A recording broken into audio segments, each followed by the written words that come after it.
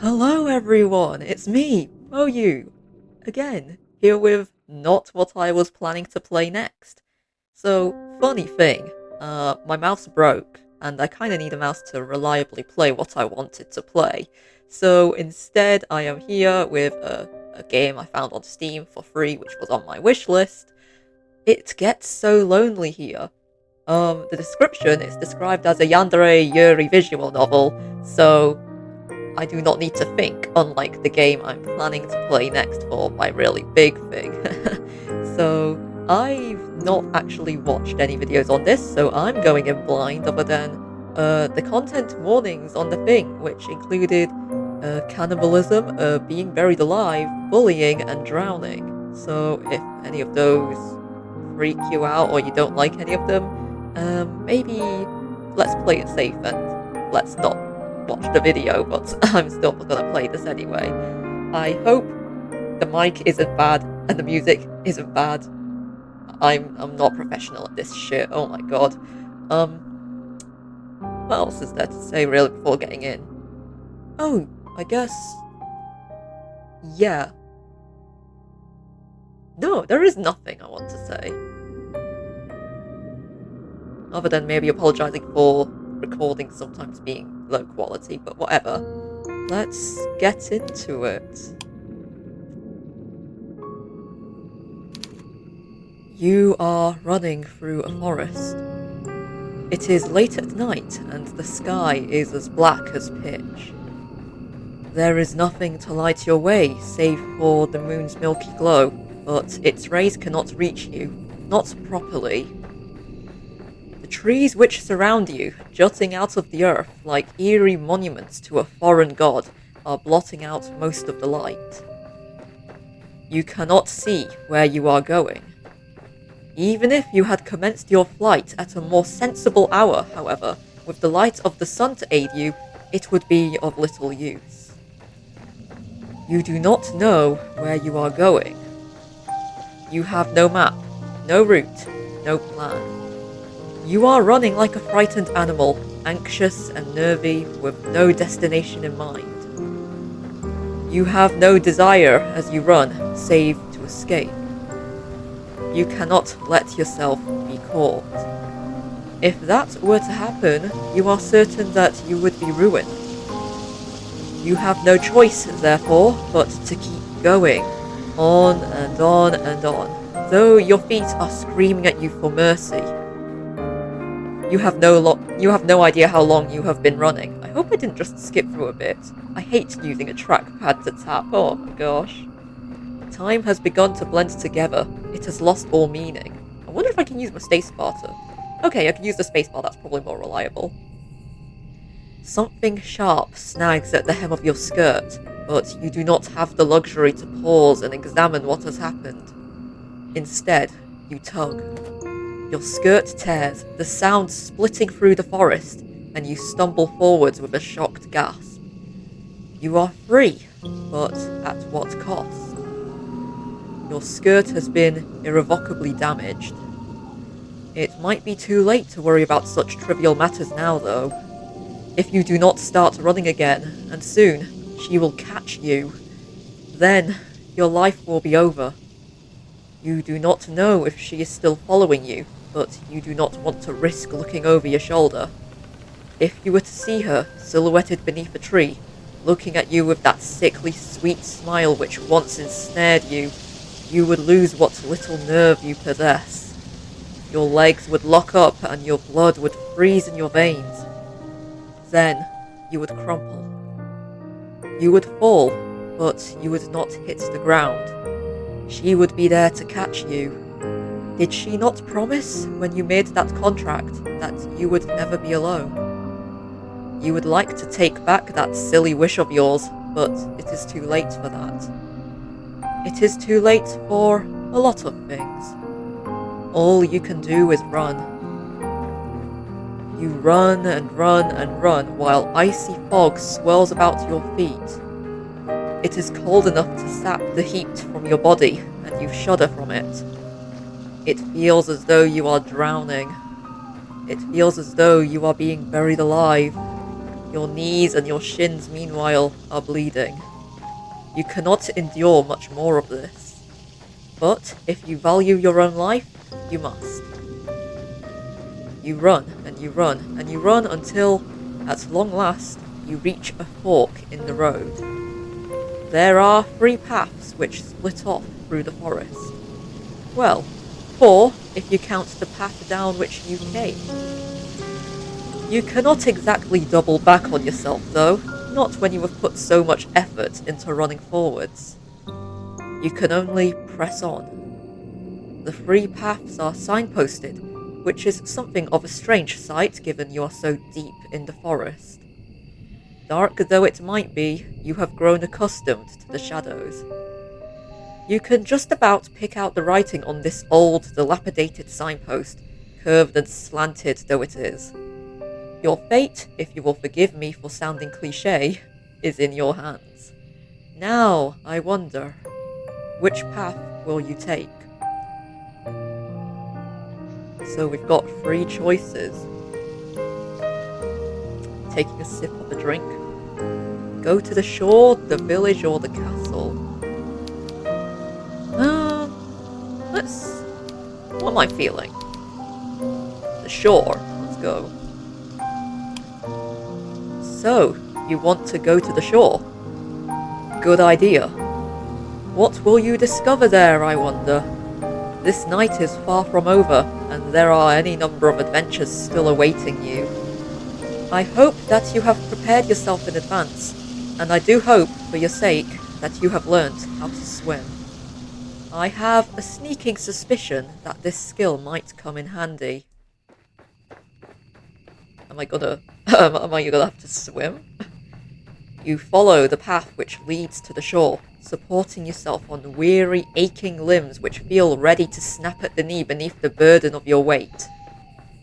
You are little more than a wisp of a girl, but you have been running for so very long, and your feet are so very numb, you feel like a great lumbering thing.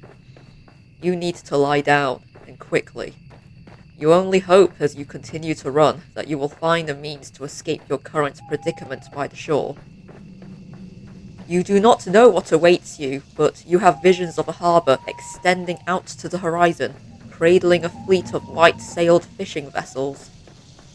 Surely there will be a kindly fisherman who will be willing to take you far, far away on his boat, to a place where your pursuer will not be able to find you.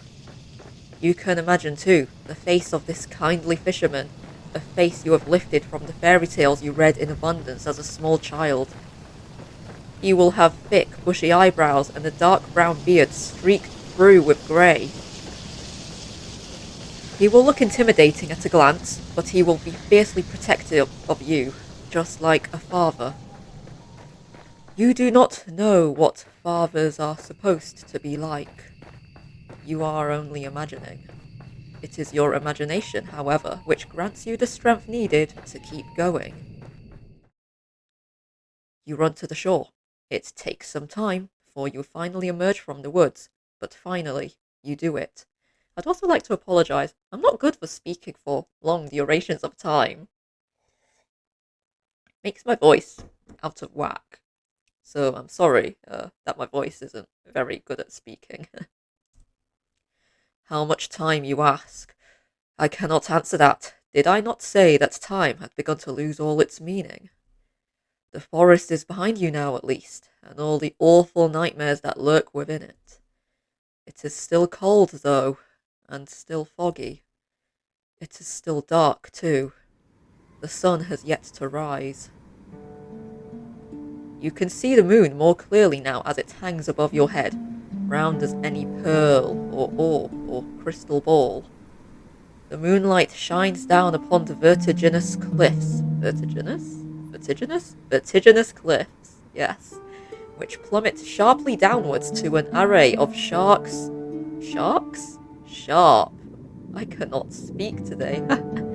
Sharp, spiky rocks below. You felt, upon escaping the woods, a degree of hope, but the sight of these weather-blasted cliffs give you pause. You inhale, then you frown. Now what are you to do? You did not think this plan of yours through very well. Not that you had much in the way of a plan in the first place. There is little in the way of civilization here.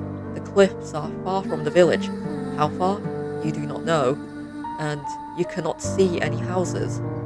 Where exactly will you rest your weary head, and what of your weary legs? Fitfully, you look around. There is nobody to your east, nor is there anybody to your west. There is no point in looking south, that is the way you came, and when you look to the north, the world falls away from you. The cliffs are too steep to scale, and it's too dark. Naturally, there is not a soul here to help you. You are on your own. You feel so overwhelmed, you could very well cry. You do not cry, however. You know that tears have never helped anyone. You got yourself into this mess. Now, you need to get yourself out of it. It is with this thought in mind that you inhale a lungful of salty oceanic air. Then, you begin your exploration in earnest.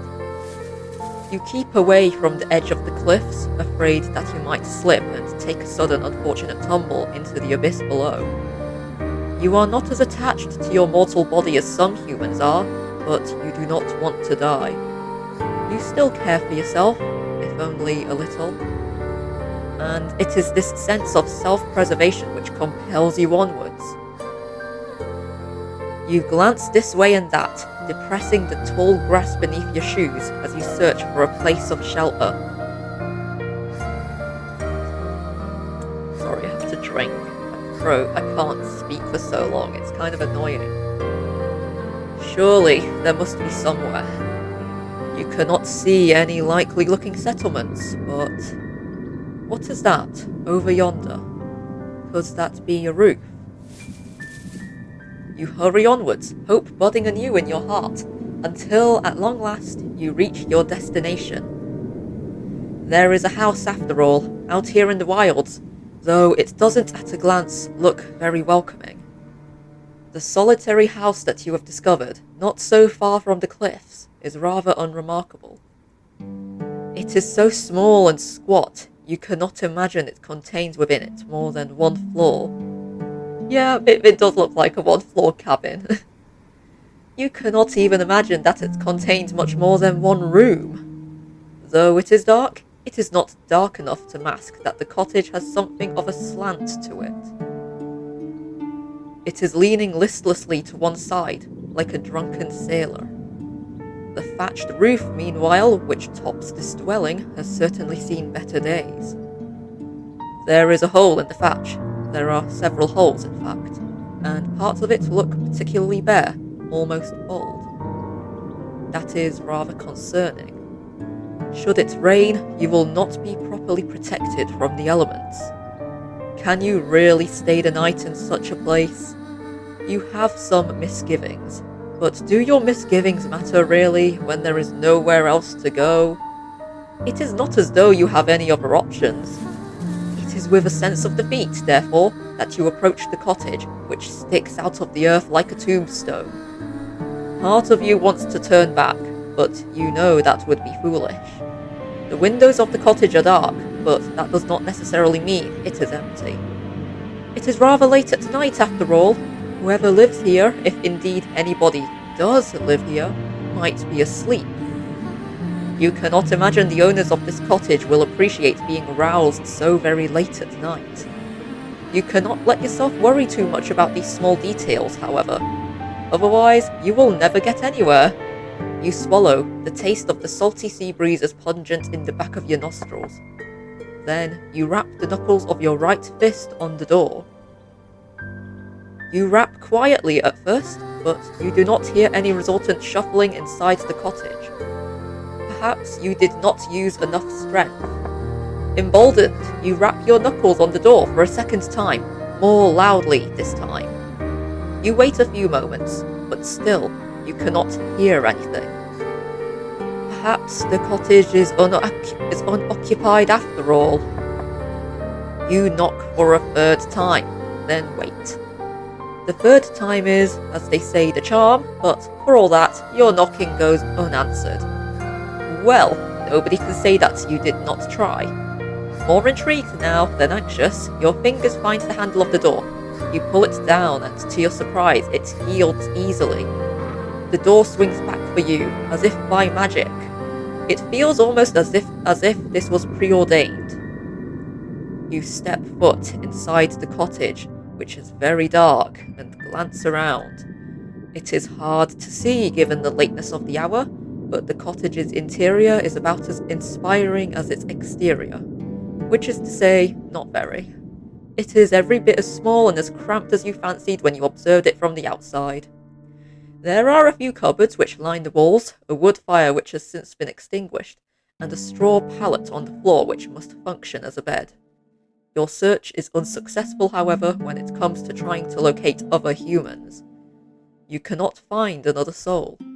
Surely that is to your benefit, though. If nobody else lives here, then you might as well make yourself at home. Or as at home as one can be, I suppose, in a small, cramped cottage such as this, with holes in the roof. You close the door behind you, then approach the straw pallet.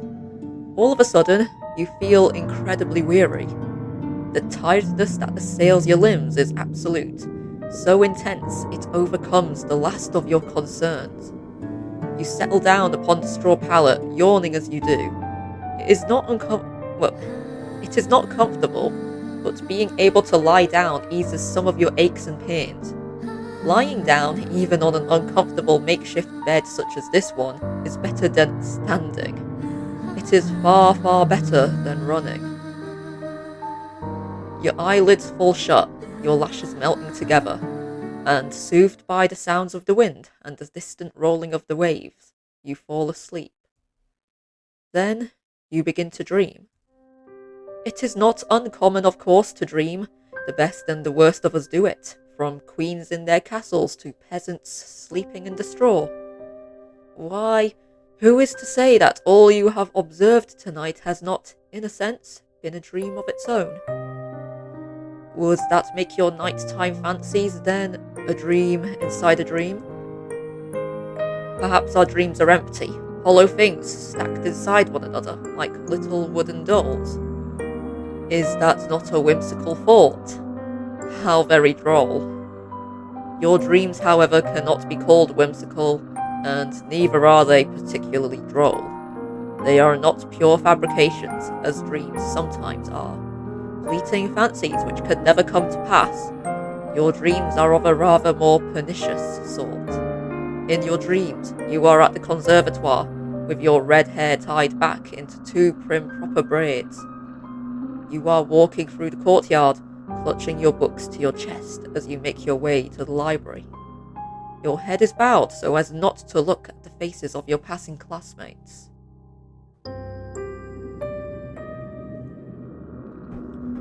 You do not want to meet their eyes.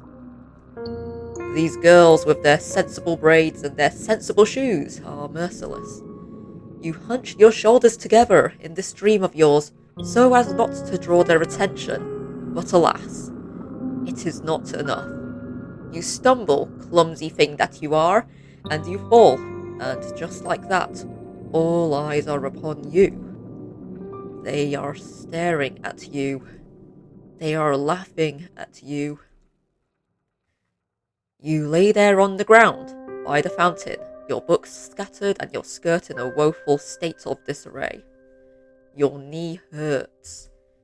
Is it bleeding? You examine your injured leg, trying not to cry, and as this transpires, you hear a voice. One of your classmates is calling out to you. She has acknowledged you. You look up shyly, tears beading in your eyes, at a girl, taller than you, and prettier, and much more refined. She extends her hand towards you. Does she mean to help you? It can't hurt to try, can it? Hesitantly, you reach out to accept her offered aid.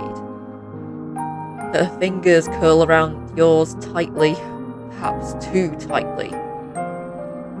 Her nails dig into your skin. It hurts. Deftly, the girl pulls you to your feet. Your legs feel weak from your fall, and your knee is still aching, still bleeding. You stumble, feeling out of sorts, but you are not afforded much of an opportunity to gather your bearings. The girl's hands are on your shoulders. She is laughing at you. Then she is pushing you. The sound of the fountain and the running water which drums against its basin is all of a sudden very loud. It is overwhelming. It surrounds you. Then it engulfs you. It is cold as ice. You cannot breathe. The rushing of the water continues, echoing in your eardrums, over and over, and then... No. You do not want to remember this. What good will it do? It is in the past, where the past ought to remain. You are never going to go back, not even in your dreams. It is this determination which forces you back into the world of the waking with a start. You gasp like a fish as you sit upright, your eyes unnaturally wide. You feel wearied from a lack of sleep, and, with half-lidded eyes, you glance about. It is still dark inside your cottage, the sky visible from beyond the window splashed, still with stars. How long were you asleep? You're not sure. Your dream was so very detailed. It really did feel that you had been transported into a different time, into a different place. When you inhale, you can taste the rank fetid? Fetid? What does fetid mean? Fetid water in your mouth. Tentatively, you pat yourself down, your fingers trailing against the front of your uniform. So vivid was your dream, you half expect to find that your clothes are damp. This is not the case, however. You are, in fact, perfectly dry. Well, now what are you to do? Will you go back to sleep? That sounds like the best option available to you. You are very tired, but your senses feel too overwrought, all of a sudden, for sleep. You do not think you could bear it. On unsteady legs, you rise to your feet, then stand by the window. You look out to the starry sky and to the pitted moon which hangs amongst them, and you frown. You can hear the wind outdoors, howling like an injured animal, and, more softly, the ebb and flow of the waves as they meet the cliffs. But that is not all. What is that sound? Why, it is almost like singing. The voice is far away enough that you cannot pick out any individual words, nor even the individual syllables, but there is a haunting quality to it all. The singer, whoever they are, possesses quite the pretty voice, high and clear like a bell. The song is a melancholy one which stirs your heart. Curiosity takes root inside you, as it did during that fateful day you found that book in the library. Logically, you know you should not go outdoors to seek the source of that singing, but emotionally, that is another matter altogether. You really should have learnt your lesson by now. You should know better than to go sticking your nose into business which does not concern you. But naughty little girls such as you never do learn. You cross the old fisherman's cottage as though in a dream, then reach for the handle of the door. The handle depresses easily enough beneath your grasping fingers, and the door opens with a click.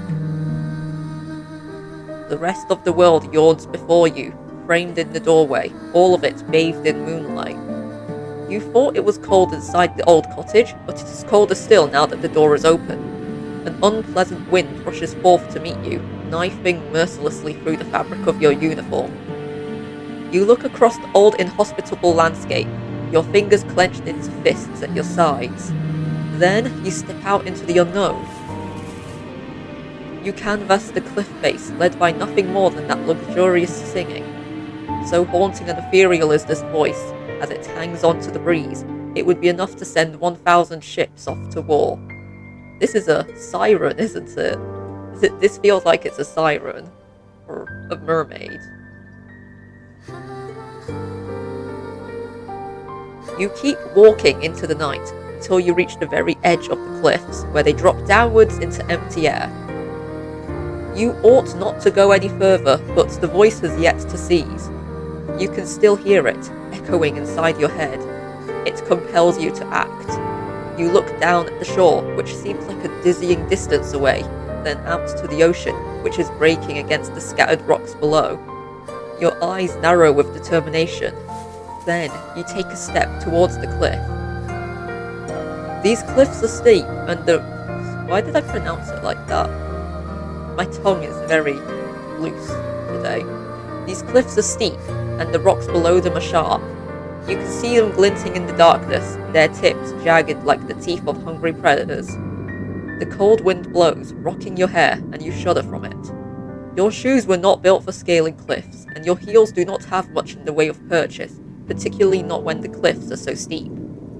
Clinging to the cliffs is no small feat, yet you are determined to ease yourself down onto the shore, in one piece, preferably. The wind is so powerful, it feels as though there is something deliberately malicious to it. You wonder, during your descent, if it means to knock you off your perch on purpose, to cast you down to the rocks below. Well, if that is what it wants, then you refuse to give it the satisfaction. You can be awfully stubborn at times, and now is one of them. You continue to climb. How long have you been at it now? Until, at long last, your feet meet the shoreline below. You have made it, and you did not sustain too many injuries. Your palms are throbbing, yes, after gripping those rocks, and you might have a few cuts, but your wounds are of a shallow and superficial sort.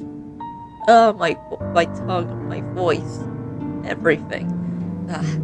Things could have been worse. You flex your fingers, they feel uncomfortably numb and cold alongside it. Your skin is prickling, but at least you can still feel discomfort. At least it is still attached to your bones, where it ought to be, your vital organs concealed within the hollow cavity of your body. You have a lot to be thankful for. This night has, by and large, been quite successful. There are no longer any obstacles between you and the mysterious voice which lulled you outdoors. Now, you must find them. You set off down the shore, on the hunt of the singing voice which has captivated you so. You sidestep sharp, jagged rocks which jut out of the sand like teeth. The rocks which cannot be circumnavigated meanwhile, you clamber over.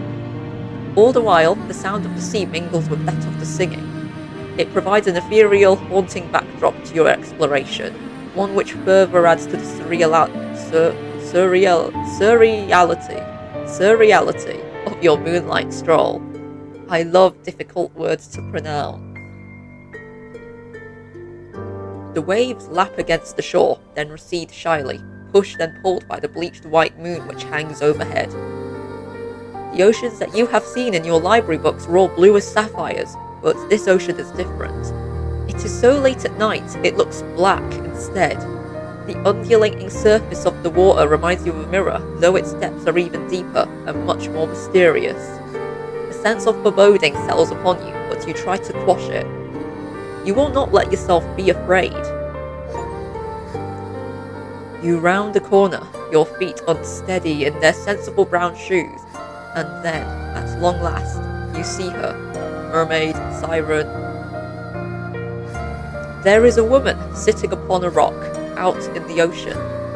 The woman's eyes are closed and her lips are parted, her expression soulful. She is singing. Her hair, which is fair, flutters around her face like a shroud, which adds to her otherworldly aura. Her eyes might be closed, but her lashes are long and luxuriant like a doll's. Her lips, meanwhile, which are parted in song, are soft like the freshly plucked petals of a flower. Her face is perfect, as are her proportions. Her neck is tall and slender like the stem of a flower. As for the lower half of her body, meanwhile, well, it is nothing like anything you have ever seen before. It is here and here alone that the woman betrays your narrow human definitions of beauty, for her legs are non-existent. Rather than two awkward appendages, this woman has instead the sleek shimmering tail of a fish. Is she not then a human? She cannot be, not with a tail like that. This unusual sight makes you gasp, and quite audibly at that. You do not mean to be rude, but you cannot help yourself. Humans tend to react poorly to things they do not understand. At least you do not scream. That would be even ruder. Oh my. You meant to observe the mermaid from a distance, but it would appear that your shocked gasp was loud enough to attract her attention. The fish-tailed vision sitting upon the rock is looking at you. Her gaze is so piercing, it feels almost as if she is looking through you. Your heart seems to stop inside your chest, as if by some manner of magical spell. You thought the mermaid pretty when first you observed her sitting on that outcrop of rock, her face turned in profile. Now she is looking at you, however, you can see that you were mistaken. She is not just pretty. She is beautiful, so much so it is almost unnerving. She looks as though she has stepped out of the pages of a picture book. She is simply too perfect to belong to this world. Perhaps she is some kind of vision, a waking dream, a hallucination. But no, she is none of those things. Her tail might be an impossible thing, but its scales look slick and wet regardless, like those of any fishes one might find at the market. These scales are iridescent, and bathed beneath the light of the moon, they seem almost to glow. The sight of her rather takes your breath away. You look at the mermaid. She looks back at you. You prepare yourself, expecting some sort of altercation. But the surprise... Oh, my voice, speaking.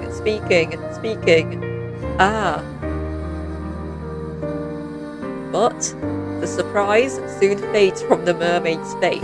There we go. Her lips, which once were pursed in a frown, now shift upwards. She is smiling. Then she says, in a refined sort of a voice, My, it really is good to see a human again, particularly a human girl. I was beginning to fear that your kind had all disappeared, and I would no longer have anybody left to tell me of the world above the waters. My, this is quite the effusive greeting. The mermaid's introductory speech is positively brimming with excitement of a sweet, girlish variety. She is rather more amicable than the fine polish of her symbols would make one suggest. You might be a well-bred lady yourself with an accent to match, but you cannot help but feel overwhelmed. Anxiously, you observe the mermaid and you ask her what she means. I was just thinking about that, the accent. I'm guessing our protagonist is a bit of a formal person. I'm not formal, so that's kind of funny. What happened? As to that, I am afraid I cannot say. I have been sitting on these rocks and singing for many, many nights, but nobody has come to see me. There have been no lovely humans for me to play with. Okay, that's a bit menacing. I was beginning to wonder whether your kind had disappeared altogether. I feared some manner of calamity had occurred while I was slumbering beneath the water's surface, and your kind had been eradicated. You shudder, then reassure the mermaid to the contrary. You do not know about the humans that she used to speak with, but you at least have not been eradicated. You are still here. Yes, well, I can see that, the mermaid answers with a light laugh. It really is a relief. My fellow merpeople who live beneath the water told me not to worry so, but I could not help myself. I have always been fond of you humans. It was rather sobering, sitting here night after night, all on my own. It gets so lonely here. Now that is an interesting turn of phrase. It catches inside your head like a burr. Have you heard it before? So, dear human, did you say that you are unfamiliar with these parts? Hesitantly, you examine the mermaid. Thoughtless though you might be, at times you are not so very self-centered that you cannot detect the note of longing in the mermaid's voice. It is evident as she looks at you that she is hoping for a particular answer to her query. This answer, alas, is not one that you could furnish her with. You do not want to lie to her. It is after some hesitation, therefore, that you reaffirm your early words, though this time you embellish them.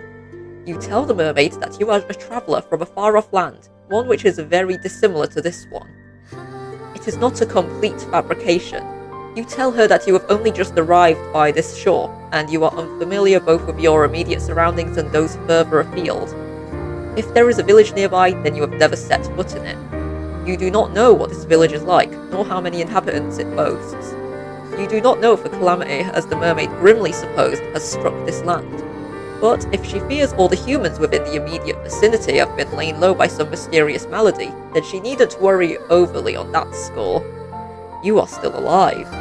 Are you not, you wonder, enough to satiate her curiosity with the human realm? Yes, that is true. You are here. I am grateful, naturally, for your company. Although... although...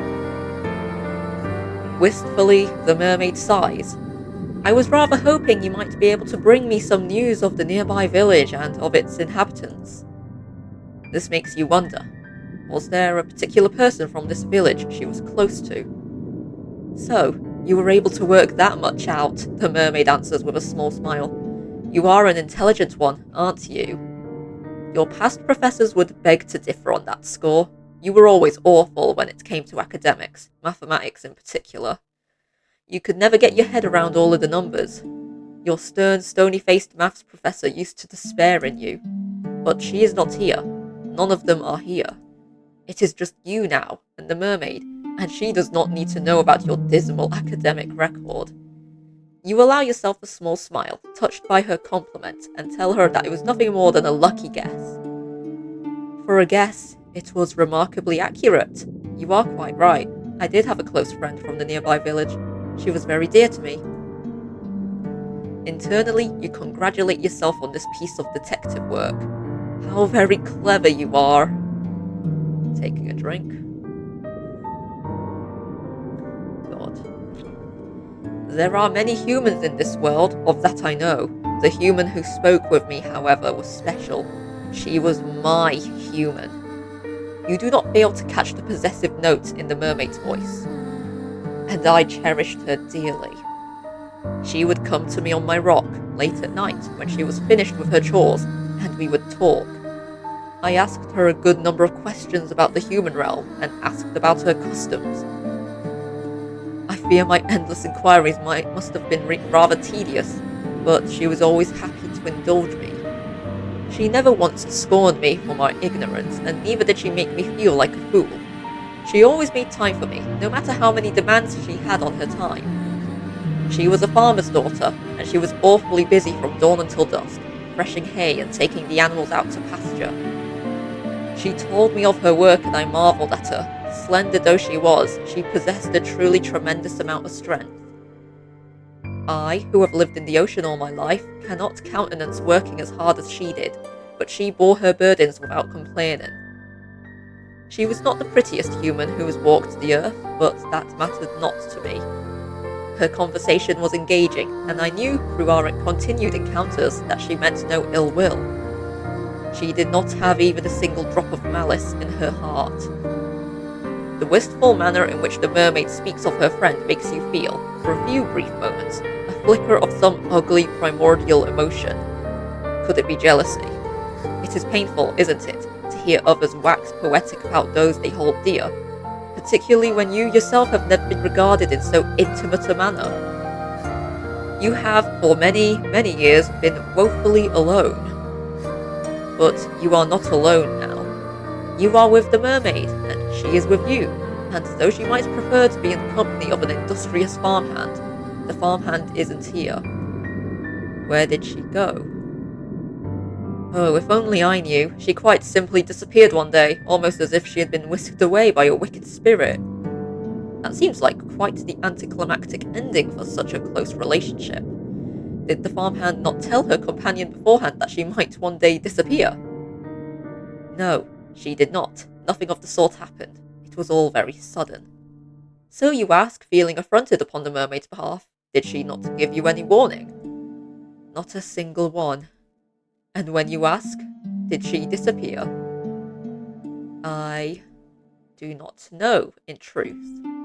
Time is a strange concept to beings such as myself, particularly as it seems to ebb and flow differently both above and below the surface. You humans have a strange compulsion to pin down and to place labels upon everything. You have names for your seasons, and for your months, and even for your days of the week. It is all very precise. We merfolk, however, do not bother with such affairs, perhaps because we live for so much longer than you humans do. We have no need to obsessively document our days, not when we have so many of them at our disposal. This curious remark catches your attention. How long exactly do mermaids live for? The mermaid does not look much older than you do, but you cannot help but wonder. My, nosy, aren't we? The mermaid asks, and she laughs, a soft tinkling sound, like that of a bell, which makes you blush. Were you being nosy? Perhaps you were. You have always had a thirst for knowledge, not of the dry, dusty academic variety, but of stories peopled with peopled? Peopled. Stories peopled with strange persons. Literature was the only subject you were ever any good at. Again, it is hard for me to quantify, but to put it in terms a human like you can understand, I suppose we mermaids can live for centuries. Centuries? That is quite the surprise. But perhaps it shouldn't be. You have been subjected to any number of surprises tonight. What is one more to add to the pile? I have not been waiting quite that long, however, for my friend to return to me. I think it has been but a few seasons. It might not sound like much, but never before have I been so aware of the passage of time. I have experienced any number of wants during my life, but I have never wanted anything quite as badly as I want to see her. I wish she would sit with me and she would talk to me just one more time. But perhaps I am asking for an impossibility. I have been waiting for too long now to presume that she will not be returning to me. I fear that something must have happened to her, or to her family, or perhaps to her whole village. You can hear the worry throbbing in the mermaid's voice, so potent that for a few moments you swear you can feel the depths of her sorrow within your own breast. Her sadness over this human girl is a deep, dark thing, almost fathomless. You cannot let yourself indulge in it for too long. Otherwise, you fear you might drown in it. Ruefully, you tell the mermaid once more that you cannot help her. You are only a traveller after all. What do you know of a single insignificant farmhand in the nearby village? Yes, I thought you might say that. It is quite unfortunate, but... oh well. I ought not to reflect upon all that I am missing. That would be churlish of me, and it would not be fair to you either. You did not approach me, I am sure, with the hope of hearing about all of my woes. I should be grateful instead for all it is that I do have. I still have my long, long life which stretches before me like a golden cord. And of course, I have you now. Does she? Do I not? I ought to go soon before my absence is noticed, but will you not come and visit me again tomorrow night? I think I would like that. I have always enjoyed speaking to humans. You make me feel less alone. You cannot help but feel, as the mermaid observes you with those enchanting eyes of hers, that she does not truly wish to speak to you for your sake. She wants to use you, instead, as a substitute for the farmhand that she has been missing so very ardently. The thought stings, though you really ought to be used to it. Still, to be held in lower esteem than a farmhand of all things, it makes your self-esteem sting. Damn, I can't believe we're worse than a farmhand. Yeah, kind of like, ooh. You try not to let the mermaid notice this, though. The woes of your past are not her fault, much as the woes of her past are not yours. It is silly in any case to be jealous of a girl who might very well be dead.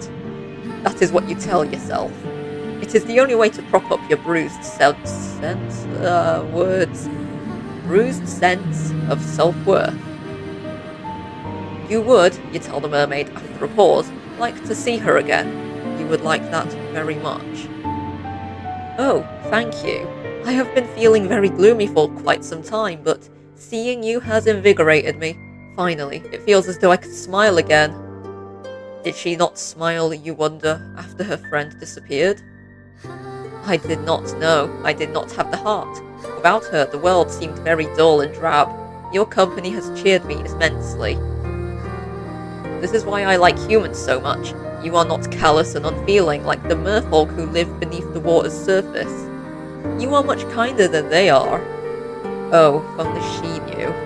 If the mermaid was aware, I wonder, of how petty you are and how jealous, would she still care for you? Well, that is neither here nor there.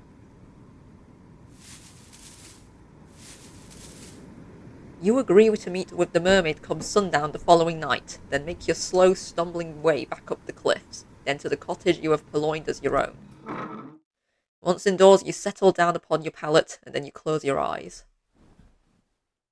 The sighing of the wind outside and the distant rolling of the waves against the rocks do not disturb you. You feel, after your midnight encounter of a marish kind, quite at ease, perhaps prematurely so. What happened to the icy fear which prompted your frantic flight through the forest? Where has all that gone? Do you not think you are a God, I can't speak. Words, I've never been good at speaking. Do you not think you are being a bit complacent? No? Oh well, you will.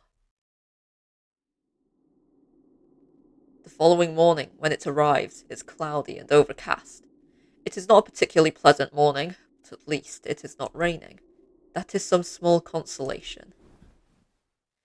You rise from your straw pallet, stretching, then glance about the interior of the fisherman's cottage. It looked dilapidated last night when much of it was obscured by the shadows, but it looks even more so when subjected to the morning's light. The cottage's interior has the distinct disquieting appearance of having been abandoned in a hurry. There is broken pottery strewn upon the ground, and the singular wooden chair, which once must have stood by the singular wooden table, is lying on the floor. The doors of the cupboards, meanwhile, are ajar, the shelves within depressingly bare. A quick search reveals a handful of edibles, but there is precious little to be getting on with. If you wish to live here comfortably, you will have to look into foraging. You ate very little last night, and your stomach is empty. It was the malcontented rumblings of your stomach, in actual fact, which roused you from your slumber. But your body seems to be very far away indeed, much like the grey clouds which choke the sky. You are not thinking of your own physical discomforts. You are dwelling instead upon the events of the night prior. You cannot help but think of the mermaid. Did you truly meet an aquatic maiden last night during your nightly stroll when you couldn't sleep? It sounds unreal, especially now that the sun has risen and the shadows from the night prior have dispersed. You cannot quite believe it. It must have been a dream. But why then can you recall it so very clearly? You help yourself to the scant food and drink available to you, all the while thinking of your next course of action. Now what are you to do? You plan, of course, to return to the shore come nightfall so that you might once again see the mermaid, but the night will not arrive for quite some time. You need to find some means of keeping yourself occupied until then. The uninspiring interior of the cottage does not furnish you with any particular ideas, so you decide to go for a walk. Your soles still ache after your exertions last night, but if you go slowly, you ought to be alright. That is what you hope, at least. You do not want to spend much longer than you have to in the fisherman's cottage, no matter how cold it might be outdoors.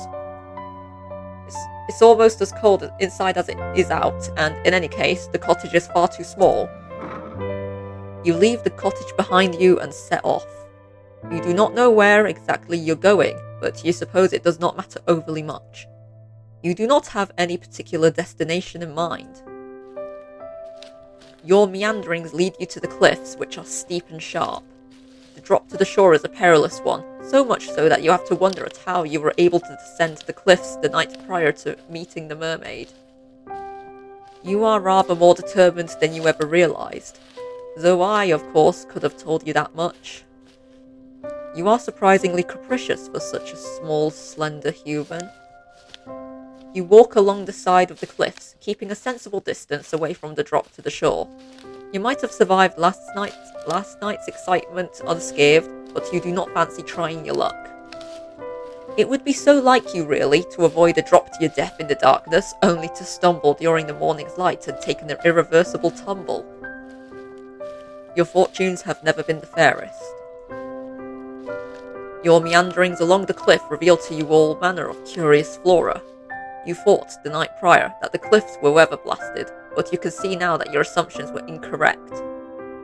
There are flowers here, very warm and bright, like the sun's light during the summertime. Or, you think, with a flush of pleasure, the fair hair of the mermaid, whom you are certain you spoke to last night. These flowers are so very like her hair, it is uncanny. You step towards the flowers, drawn towards them, and sink down to your knees. The tall grass brushes your ankles like a caress, the morning's dew wetting your skirt. Your clothes are getting damp, as are your legs, but you care not for this minor discomfort. Ugh, God, my throat. You have just had an idea. Why not make a gift for your new friend? You are sure that she would appreciate it. Why would she not? She told you, in a voice which was steeped with dolor, dollar, that she had been feeling lonely. Dollar? Dollar? Dollar? Dollar? I don't know what that word even means. You want to see her again. And when you next see her, you would like to make her smile. It is with this thought in mind that you begin to pick the flowers which are growing upon the cliffside. These flowers do not have any thorns, and their delicate stems snap easily between your fingers. You take care when plucking these flowers to leave a substantial amount of stem intact. You will need these stems so that you might twine the flowers together. You mean to make for your mermaid a diadem, something she will be able to wear in her hair. This tiara is certain to suit her. She is so pretty, anything would suit her. You continue. You continue to work, slow and steadfast, as the weak sun shines. It takes time, but you are eventually able to fashion something you are satisfied with.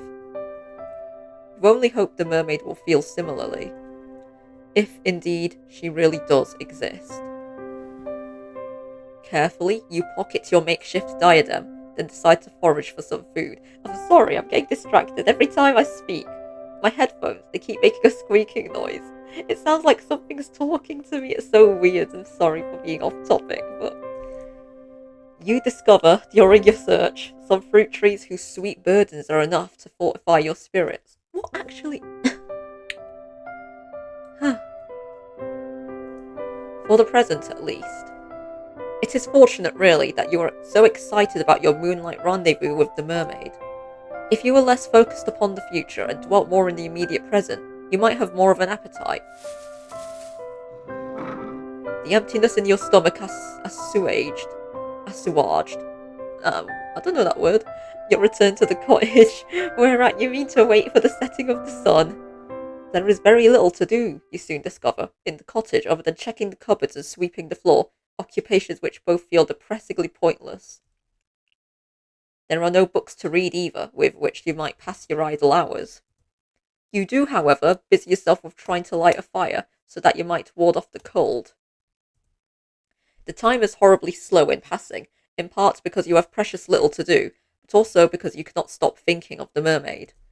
Will she really return to the shore as she said she would? Can you really... Well, that says truly, but really is the same thing, I guess. Can you truly trust her? Oh, you hope that you can.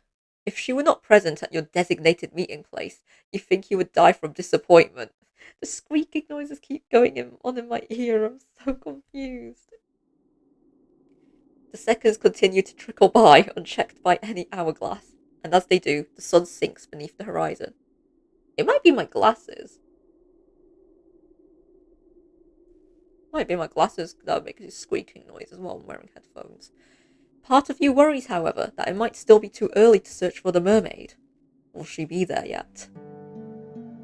You sit there, your stomach tied up in anxious knots, and as you listen to the wind which buffets your window, you hear it. The sound is faint, but you recall it well from the night before.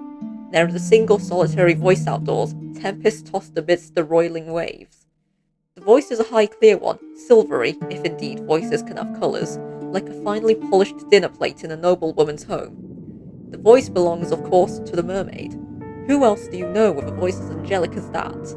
Relief begins to bubble up inside you, a relief so potent you feel dizzy from it. She did not abandon you after all. Why, you wonder, did you ever think she would? She said that she wanted to see you. Did you think that a mere nicety? Buoyed, as if by a gentle breeze, you hurry to the door. With trembling fingers, they are trembling, I presume, from excitement rather than fear, you seize the handle, then turn it.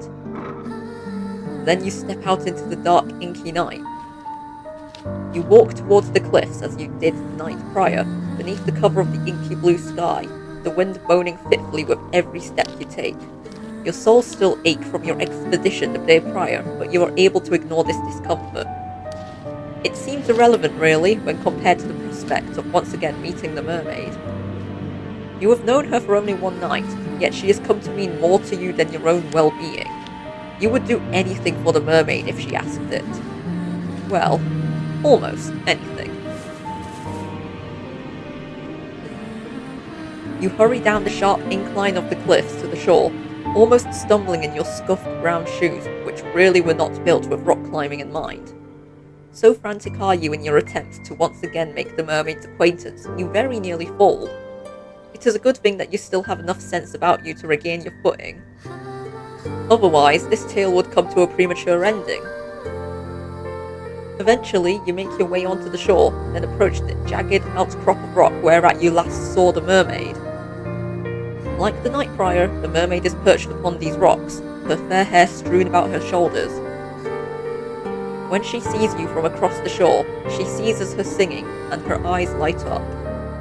Or at least, they seem to. "So, you have returned to me, my hero," the mermaid says, and then lightly she giggles, or perhaps I should say heroine. Her praise makes you blush, you do not feel worthy of it. Nobody has ever called you a heroine before. You do not even think of yourself as a heroine. If a story were made about you, you rather think that you would be a supporting character, one without her own voice. You are not interesting enough. The mermaid seems to think that you are, though. She is staring at you delightedly, as though you are the one person in the world she most wishes to speak to. The thought makes you tremble, but not as much as the mermaid's gaze. You tell the mermaid that you do not think you are so very brave, but she dismisses your awkward remark with a laugh. "I think you are. I saw the way you scaled those cliffs. I thought that was very heroic." "Oh, so she saw that, did she?" "Then, did she see how you slipped down the cliffs, grazing your palms in the process, and how you very nearly fell? You have never been the most graceful of girls, but to have your failings exposed before a being as poised and as perfect as the mermaid. It stings a little bit, more in fact than the resultant grazes on your palms your clumsiness wrought you. You tell the mermaid that there was nothing so very heroic about all of that. You were simply excited, that is all, to see her again. You weren't thinking. Well, that makes two of us. I was excited to see you again." "She was?" "Naturally, I had a very good time speaking to you last night. I had hoped that we might resume our correspondence. That is why I came to the rocks a bit earlier than usual. I was waiting for you." "Did you hear my song?" "Yes," you reply, with a nod of your head. "You heard it all the way in the abandoned cottage. It called out to you." "That was the general idea. I was singing for you." "She was?" "You do not think that you are worthy of the mermaid's song, but if she does not mind dedicating her voice to you, then—" "Well, who else would I dedicate my voice to? There is nobody else to hear me." "That is a good point, you suppose." Shyly, you look back at the mermaid. You thank her for her song. It was very beautiful. Then tell her, before you can lose your nerve, that you prepared a present for her too. "Oh, have you really?" "You have. It is a small thing, nothing more than a silly trinket, but if it would not be too much of an imposition, then—" With clumsy fingers, you reach into your pocket. For a few moments, you fret that your near fall down the cliff might have damaged the delicate chain nestled within it, but your worries are in vain. The chain is surprisingly sturdy, given it was made with only a few flowers, and it is held firm against the odds. You handle the chain with great care all the same, however, as you hold it out, presenting it for the mermaid's approbation. It was for the mermaid that you fashioned this chain. You thought that it would look nice nestled in her hair. You were pleased with the chain when you first made it, but after looking at the mermaid, you've begun to reconsider. The mermaid's beauty is otherworldly, so much so it almost hurts to look at her. Your flower crown, by comparison, seems a very meagre offering indeed. The longer you hold your gift out, the more unworthy it feels. You have half a mind, as the seconds elapse, to snatch your silly, wholly unworthy gift back from the mermaid before she can judge you too harshly. But the mermaid's lips curve upwards into a smile, and in a voice so full of gratitude it makes your heart throb, she says, "Oh my, did you make this for me?" "Well, yes," you reply, still feeling a little flustered. "You saw these flowers earlier when you went for a walk, and they made you think of her. Not," you hasten to add, "that you think her beauty is comparable to these flowers. They are far inferior when contrasted with her good looks. You simply thought." You are unable to get the rest of this sentence out, however, because the mermaid interrupts you, not rudely, but with something resembling compassion. Perhaps she pities you. She must be able to hear how your voice is trembling. Can she also see the way your hands tremor? Oh dear. Faint hearts never won the hand of a fair maiden, you know. What happened to all of your confidence? I think that your gift is a wonderful one. I did not at all expect it, but it really is pretty. You look at your feet, too shy to meet the mermaid's gaze. Then you say, very quietly, that you are glad that she thinks so, but she does not need to spare your ego. You have precious little of it left as it is. The mermaid seems touched by your shyness. Perhaps she likes her prey to be self-conscious, because she smiles. I am not simply saying things to spare your ego. I am not like that. Humans might spout platitudes as easily as they breathe air, but I do not compliment others unless I truly mean it. Is that not the point of speech? To have an honest dialogue with one another? If one party in a conversation is withholding their true intentions, then conversation is impossible. Playing games is a waste of my time, particularly given my time above the surface is so very limited. Oh. You blush at this, more deeply still, and survey the mermaid beneath the full fringe of your eyelashes. Then, she really does like it. Did I not just say that? You humans are so very funny, what more you're second guessing? She was like that too in the beginning. She. My friend. The mermaid's answer is a simple one, but it makes your stomach.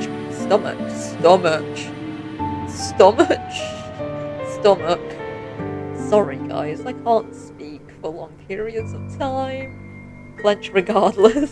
Stomach. Yes, her friend. How could you have forgotten about her? She used to make me gifts too, you know? Gifts like this one. She would pick flowers on the cliffs over there, where I cannot tread. The mermaid gestures with one hand to the cliff, which tower above the shore, tall and imposing as though to stab the sky above. And she would fashion them into crowns like this one, and bracelets. I was appreciative of her tokens, though she was similarly shy when first she presented them to me. She did not seem to think very much of her handiwork. You and her are remarkably similar, really. There is no guile in the mermaid's voice, but her words have rather taken the wind out of your sails. Of course the cowherd gave the mermaid gifts. Why would she not? The mermaid is beautiful. She is so very beautiful, like a tutelary goddess. She seems to invite tribute simply by existing. Were you more religious, or more irreligious maybe? You might even consider worshipping her.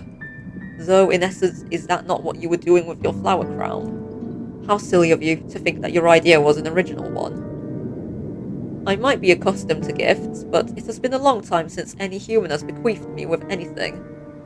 This is a pleasant surprise. I am truly thankful for your kindness, dear one. The mermaid leans forward on her rock, so as to pluck the circlet from your fingers. Her benevolent smile all the while is unwavering. And now that I look at your gift more closely, I rather think it is of a superior quality to the gifts my old friends once gave me.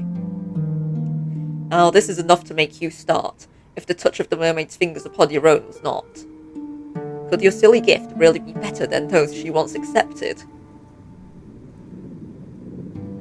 I think so. My friend's trinkets were all rather clumsy in execution, though I cherished them nonetheless. They were very precious to me. They did not last for very long, though, not when I took them with me to my home beneath the ocean. The waters soon rent the fragile links between the flower stems asunder. Your diadem, however, seems more sturdy, but it is, by the same token, very delicate. You must be very good with your hands. You think back briefly on your disastrous sewing lessons in the past, of your numerous failed attempts to thread your needle while the other girls giggled at you, and you blush. You think the mermaid's praise might be a touch too effusive. You tell the mermaid as such, but she only laughs. I do not think so. Now. The mermaid places your floral trinket upon her head, over her long fair hair, then surveys you in a manner which seems almost coquettish. What do you think? You think that the mermaid looks radiant, though that is less because of your gift and more because of her natural looks.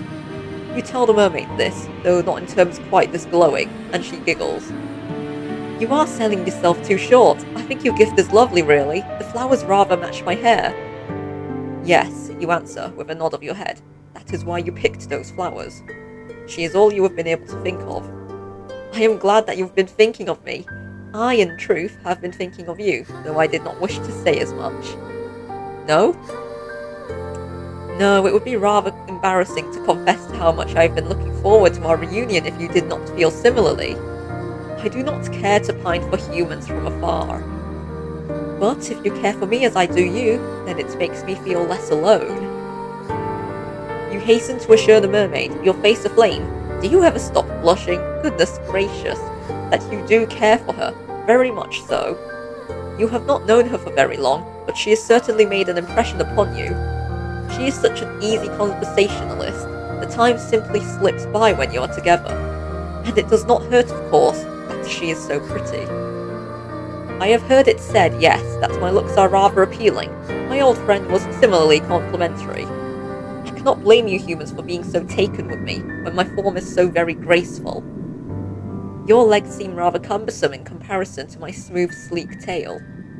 It must be so very depressing to lumber about on land as you do, living your days beneath the harsh sun and the cool, unfeeling moon. Sometimes I rather think I pity you.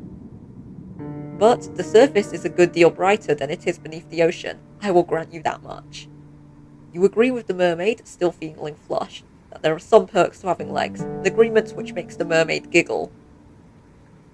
I am certain that there are, though you cannot explore the ocean's depths as I can. I presume you have never tried it. You shake your head. No. You had never thought to do so, largely because you have never been so close to the sea before, not in all of your life. You did not have much opportunity for nautical exploration in the past. You were not allowed to go anywhere then, save to the local church. It was quite a lonely existence. Well now, that is a pity. You were kind enough to give me a gift fashioned from flowers which grow where I cannot reach them, so perhaps I ought to return the favour. The favour? Yes, that is right. It would seem only fitting that I give to you something which can only be found in the ocean's depths. Perhaps we could look at it as a form of cultural exchange. Oh no, you protest, your eyes wide. You couldn't possibly put such a burden upon her. You did not give her a gift, after all, because you wanted to receive anything in return. Anything other than her friendship, that is. Her conversation is more than enough to satisfy you. You do not need any physical presence on top of that. The mermaid does not seem convinced, however, by your naysaying. She raises one eyebrow, even this gesture is performed elegantly, then says, If my company is all it takes to satisfy you, then you are easy to please indeed, but please, do not rebuff me. I am offering because I wish to do this. Remember what I said, I do not say things for the sake of it. Well, you murmur, if she really doesn't mind. Of course I do not mind. Now, wait there, I will not be very long. It would be rude to abandon my new friend in the midst of a conversation. The mermaid turns her attention towards the clear, mirror-like water, which shimmers beneath the moonlight. Then she dives. Her body arches elegantly through the air, her long, slender limbs cleaving through the surface of the water with nary a ripple. The mermaid's face is first submerged, then her torso, and, at long last, her tail. The water rushes forth to envelop her, as though it has been waiting for her. It subsumes her. It swallows her. Then she disappears from view. The mermaid is gone, but you are still there. Well, now what are you to do? There is nothing that can be done, you suppose, save waiting. You stand there for several moments, watching the black water lap against the shore. The breeze howls mournfully, like a wounded animal, as it buffets your hair about your face, and your torn skirt around your legs. Time elapses, but how much of it, while you stand there, fretfully feeling as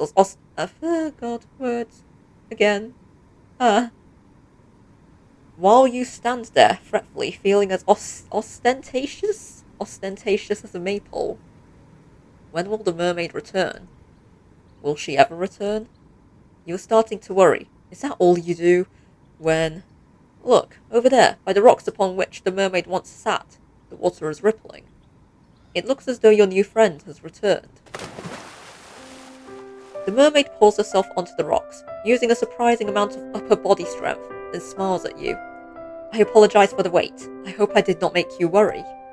You were worrying, but you were not half so honest as the mermaid. Mermaids might be spoken of as devious tricksters who lure sailors to their deaths, but they... Okay, there's just two R's. but they are, in actuality, very sincere. They are very much more sincere than most humans. Perhaps that is why your kind fears them so. There are few creatures who inhabit this world whose capacity for lying is greater than your own. You tell the mermaid that you are not worrying, and she answers with a wry smile. I am not so sure about that. The mermaid is wilier than you are giving her credit for. She has seen straight through you. But no matter, it took me some time, but I was finally able to retrieve for you a gift. I do not have the means to turn this into a pretty piece of jewellery, as you did with the flowers, but I wish to give it to you nonetheless. I do hope that you like it. The mermaid leans forward, then holds her gift out towards you. Her slender fingers unfurl about it, like the petals of a flower being folded back, and... Oh, what a pretty gift it is! The ocean might be dark and deep, cold and unfeeling, but the same cannot be said for the object which glitters upon the mermaid's palm. She has fished, from the depths of the water, a beautiful shell, one which shimmers prismatic colours beneath the moon's light, much like the scales on her tail. The shell is so very pretty, it quite takes your breath away. You look at the shell worriedly, your teeth biting your lower lip. That is a bad habit, you know. You will make yourself bleed. Then ask the mermaid if this is really alright. Would a gift like this not be wasted on you? Of course not. I wanted you to have this shell because it makes me think of you. It does? How so? I thought it should be obvious. The shell is a lovely find. As are you. Oh. Did she just call you lovely? Surely you must have misheard her. You can scarcely believe it. It is an awful lot for you to take in, but... Now, why are you gawping at me like that? The wind will change, you know, and then your face will be stuck like that, which would be quite the shame. You would waste your good looks, which for a maiden such as yourself would be nothing short of a tragedy. It seems as though the mermaid really does think you are pretty after all, the mermaid with her smooth skin and her fair hair. You can scarcely believe it. There is something almost laughable about the mermaid's compliments. How could she call you pretty when her looks are so immediately obviously superior? Tongue-tied, you look at your feet. You do not know how to reply to the mermaid. You have half a mind to refute her words, to tell her that you are not that pretty, not really, but you fear that might look rude. You do not want to rebuff the mermaid's well wishes. There is nothing for it then but to take the shell which the mermaid retrieved from the ocean's depths for you. You do not think that you are worthy of it, but neither do you want to refuse it. Now, that is a surprise, the mermaid says amused as you reach for the shell. I did not think you would be bold enough to take it, not without more coaxing on my part. You have exceeded my expectations. What a good girl you are. Your heart flutters with this praise, and it flutters all the more when your trembling fingers brush against the mermaid's palm. She presses the shell into your skin, and your own fingers tighten about it. The shell is sharp and pointed, and it digs uncomfortably into your skin. It hurts, but there is pleasure in the pain.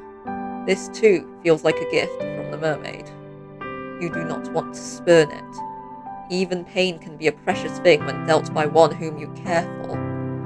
You never knew that before. You hold the shell to your heart, which is beating an irregular rhythm, and look at the mermaid. Then, very softly, you thank her. It is quite all right. It seems only fair after you shared part of your world with me. I wished to share part of my world with you too. Humans cannot normally descend beneath the ocean's depths, and even if they do, they cannot remain there for very long. You are far too fragile. Would that I could, I would bring you with me to my underwater kingdom, where we might be together. The mermaid's melodic voice trails away, suffused with something resembling melancholia. She sighs. Then she shakes her head and smiles. But this will have to do for the present. Please take good care of that shell. Look at it from time to time, and think of me. That would make me very happy indeed. The days pass, following this nightly encounter with your aquatic acquaintance with an almost intolerable slowness. You endure the hours of sunlight as best you can by going for long, bracing walks amidst the heather, foraging for berries and fruits among the hedgerows. You even, when you have mustered up enough courage, take an old fishing line uncovered in the fisherman's cottage and try your luck by the shore. Your initial attempts at angling are without success, but as the time passes, your proficiency in the art grows. Sometime after you take up your rod, you find you are able to catch the odd fish here and there. Small, scrawny things, mostly, but the meat goes a ways to bolstering your rudimentary diet. You teach yourself how to remove the scales of these saltwater fish that you've captured, and how to gut them. You learn too how to cook them over a simple fire. Sometimes you skewer these fish of yours on spikes and roast them slowly, innards and all. You are able to sustain yourself well enough during the day, though the faint pangs of hunger you experience never quite go away. Your physical discomfort, however, is secondary when compared to your desire to visit the mermaid. Your days might be dull and drab, but your nights, comparatively, are made of magic. It is only during the night that the mermaid emerges from beneath the waves, and when she does, you hurry to her side. You have never before had anybody who took so great an interest in you, not until you met the mermaid. That is why she has grown to mean so very much to you. She is the first friend to you. She is the first friend you have ever had. But if you do not temper your obsession accordingly, I fear she may very well be your last. You care little for the potential danger, however, which lurks beneath your interactions with the mermaid. See, that's a bit menacing. You want only to show the mermaid how much that you value her. And you hope within time that she will come to value you too. If you keep seeing her, surely she will stop thinking of her human friend whom she lost so suddenly. That is your plan, at least. Fortunately, your self-serving wish to grow closer to the mermaid seems close to being granted. Your nightly conversations, when you greet her, come easily enough, the words tumbling from your mouth like a thread. You have grown rather comfortable in the mermaid's company, and she yours.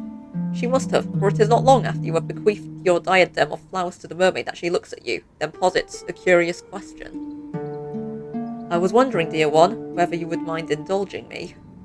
I know this might not seem like an appealing proposition, but I thought it would be remiss of me not to ask. I have seen some of your world, for I have sat on this shore for many, many nights hence, but you have seen nothing of mine. It seems unfair that I should know some of the world that you inhabit while you know so little of my own. So, would you care to come with me, beneath the ocean's waves? There is much that I wish to show you, sights that cannot, I fear, be accurately represented in language alone. Words can be awfully stifling when it comes to the communication of experiences such as this. It is quite the florid speech, but at the heart of it beats a simple enough request.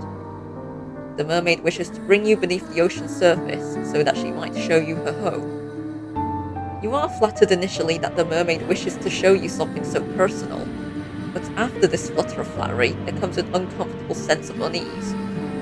The mermaid might feel at home beneath the water's surface, but what of you? You are a human girl with two awkward, ungainly legs, and you were not made to live under the sea. You frown, and mistrustfully you look at the ocean. It is late at night, as it always is when you speak to the mermaid, and the water does not look blue. It appears instead to be obsidian. The waves moan as they break against the rocks, which jut out of the shore like a mighty dragon's bones. They sound angry, violent almost. Salty sea spray arcs through the air, caught in the moonlight, shimmers sharp as knives. Hesitantly, you take a step back. You are a little afraid of the sea. It is so restless, so deep, and so all-consuming, it reminds you of a hungry monster. You have never submerged yourself beneath the ocean before. You never had the opportunity. You do not even know how to swim. You are fearful for your own safety, should you consent to dive beneath the undulating meniscus of the water, but... Do not look so frightened, dear one. I will be with you, and I will not let you go. You have my word. Shyly, you glance at the mermaid. She is still perched upon her rock, her hands folded neatly upon her. Well, she does not have a lap. Not really. You are still afraid, but the mermaid's reassurance does help. Has she not told you numerous times that she is nothing if not honest? You trust her not to break her word. She will not leave you beneath the waves, abandoning you to a cruel, lonely fate to become the food of so many fish. Of that, you are certain. That is why, despite all of your misgivings, you find yourself nodding your head. Bad idea, protagonist. Oh no. If that is what she wants, then you will accompany her. A bad idea. You are interested too in what lies beneath the ocean's surface, out of sight. Oh, I knew that you would agree. Thank you very much for humouring me. I will endeavour to make these next few moments the most memorable you have ever experienced. Now, would you care to come with me? I shall be your guide. The ocean's depths might be dark, but I will not let you get away from me, I promise. The mermaid extends her hand towards you, a hand which seems to cut through the moonlight, just like a blade. The moon's celestial rays play against the mermaid's upturned palm so that it shimmers. The mermaid's hair, too, is glowing, backlit by Celine's glow so that she almost looks like an angel. Her beauty is such that, for a few moments, you cannot do anything, neither step towards her nor back away. You feel frozen in place, rooted into the sand, like some shore-growing tree. You still do not understand why the mermaid has taken such an interest in you, but an odd adage does occur to you. You ought not to look a gift horse in the mouth, or ignore the pleas of a graceful, dignified mermaid. You reach out, your arm shaking like the skinny bough of an ancient tree, and find the mermaid's hand within your own. The mermaid's fingers curl about your own, her nails, only now you notice how sharp they are, digging into your skin.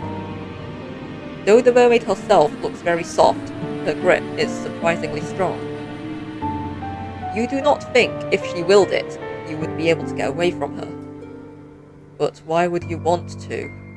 She does not mean you any harm. Now, let us be on our way. There is much to see in my underwater kingdom. I cannot wait to show it to you. The mermaid turns towards the ocean, as do you.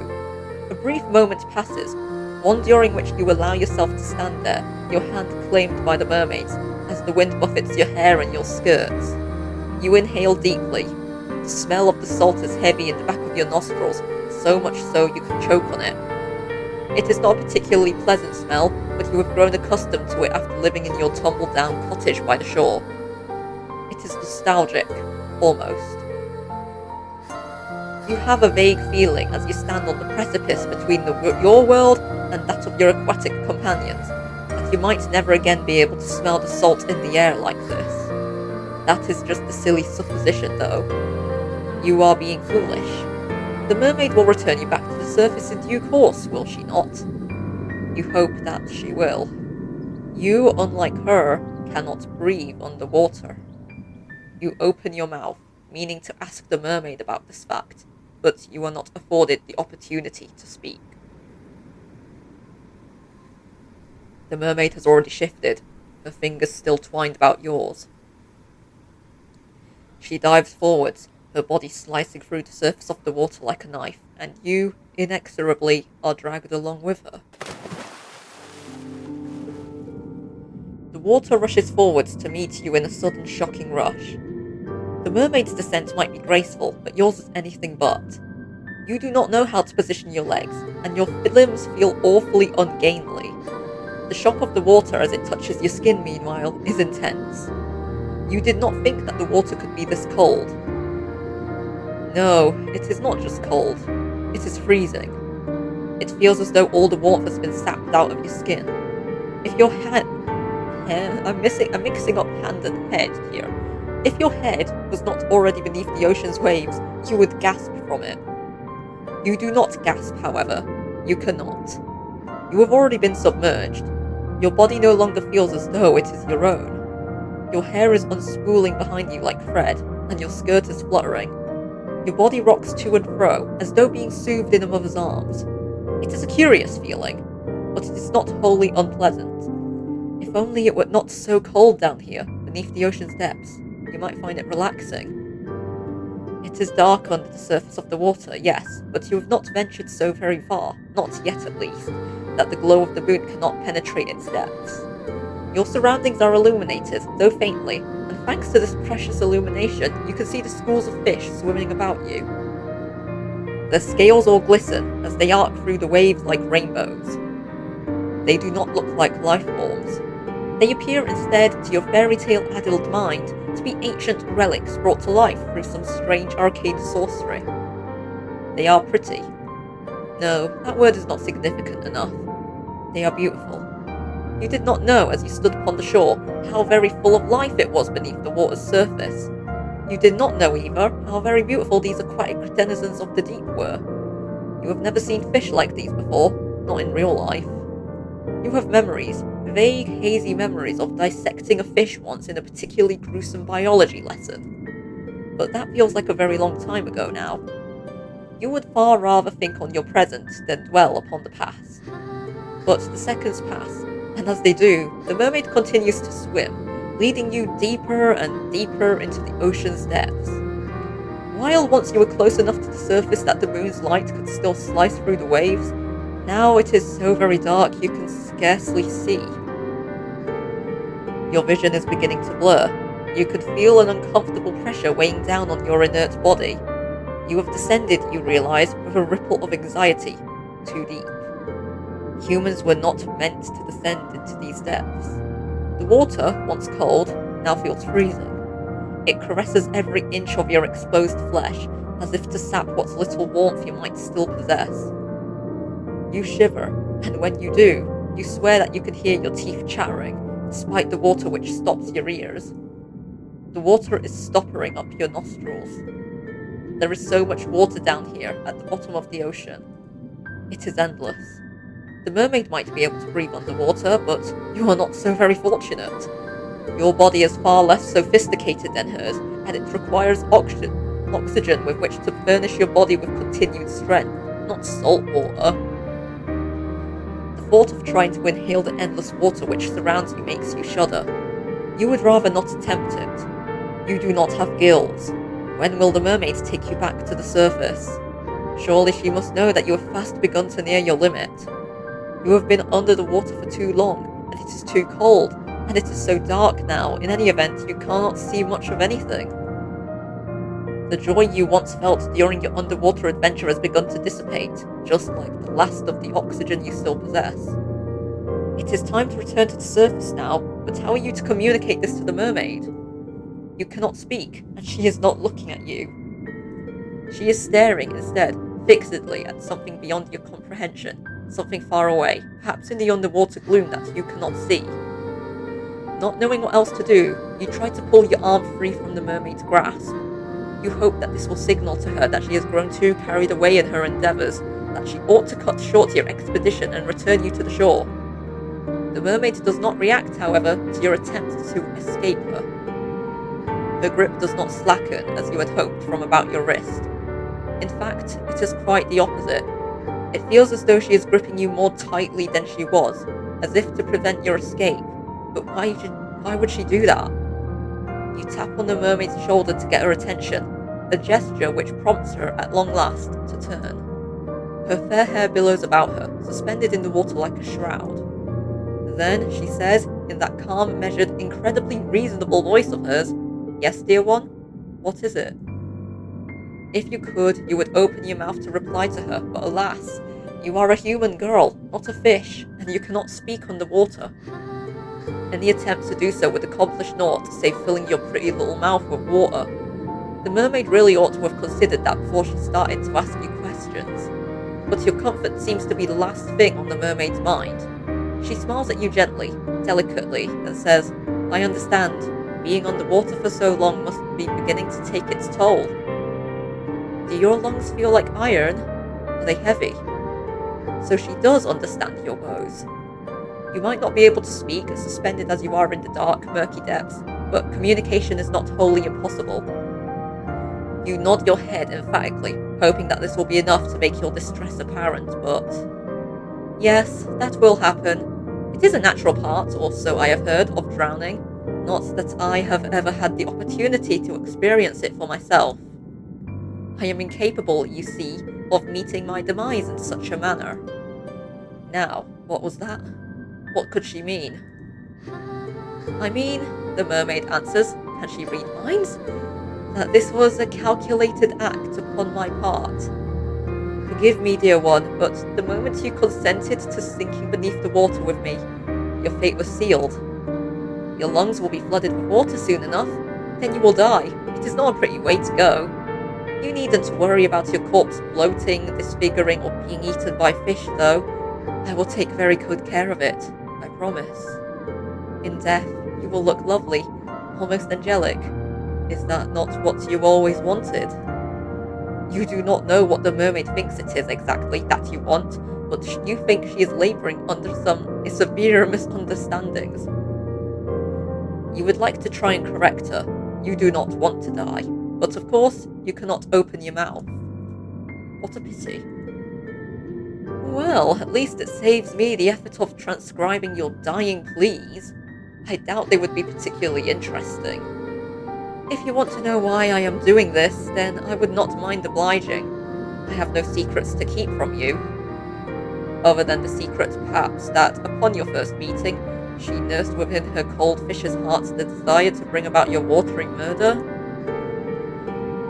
You might have liked to know that before you agreed to sink beneath the ocean's surface with her. I am only doing this because I have no choice.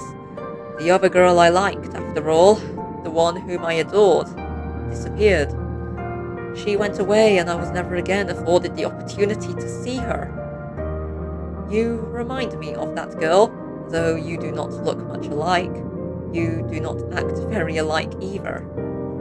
But you are both humans who, despite your delicacies, have no shortage of determination. How your kind is able to live when your lifespans are so very short, and you are susceptible to so very many diseases, is a mystery to me.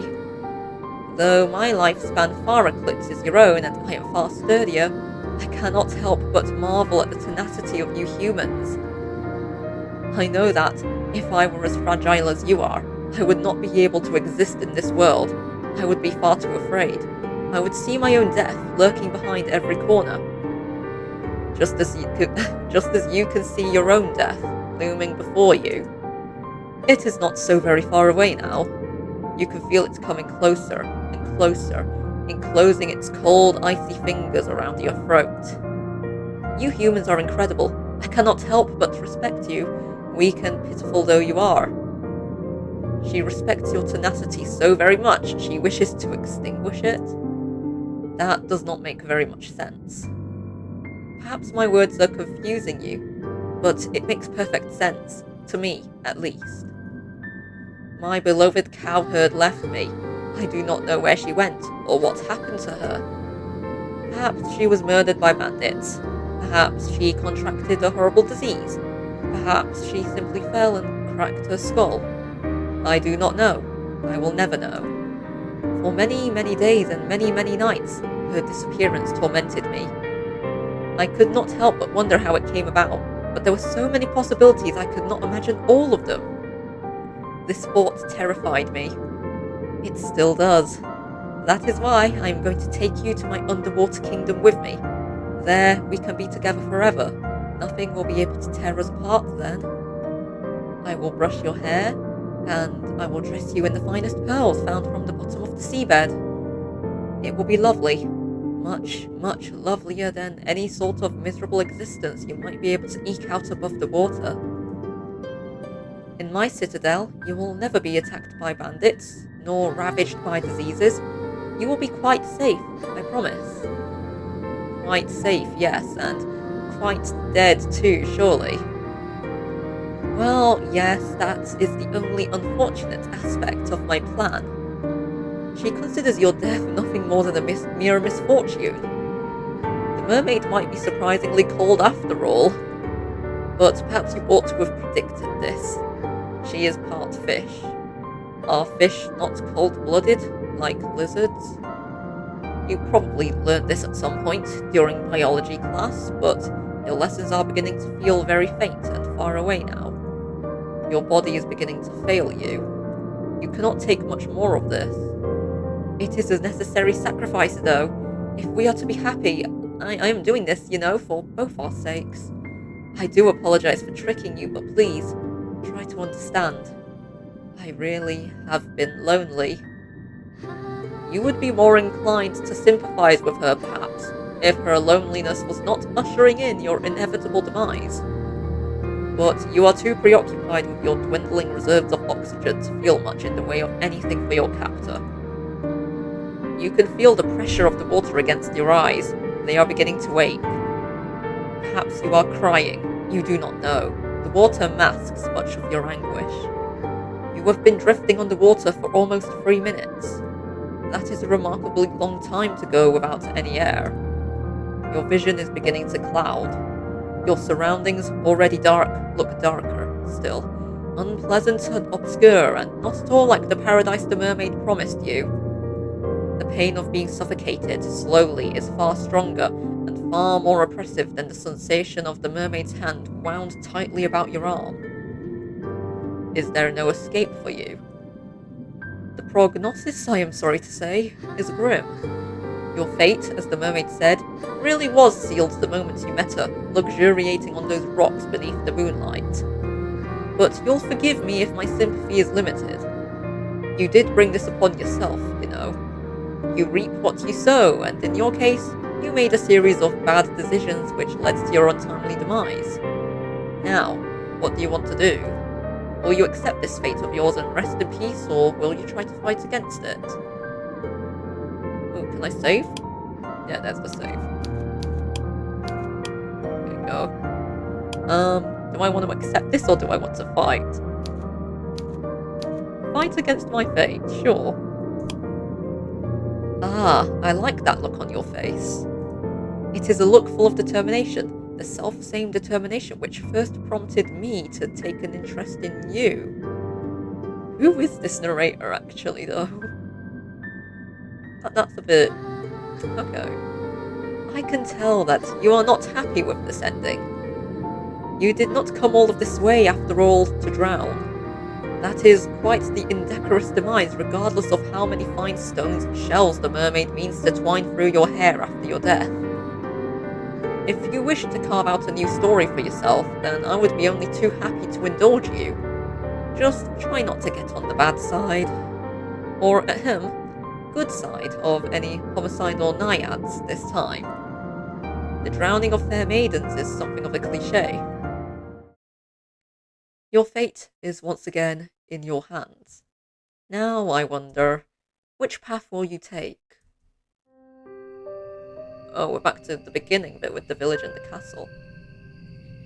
Well, let's go back to what if we just accept it. Yeah, what if we just accept it?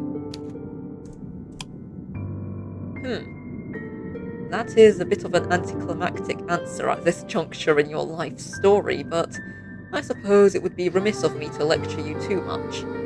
I am sure you are well aware of what a terrible series of decisions you have made.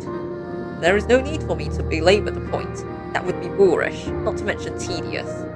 I am rather tired of scolding you. So instead, I think I will content myself with loving you. What? You thought in your death the mermaid was the only one who would be able to corset you? I know I have said this before, but you really are naive. You cannot escape me, even if you are at the bottom of the deepest, darkest ocean. Who is this narrator? Holy shit, are they following me? The world might have forsaken you, but I never will. I will never leave you. You will never be lonely again. Huh. We drowned.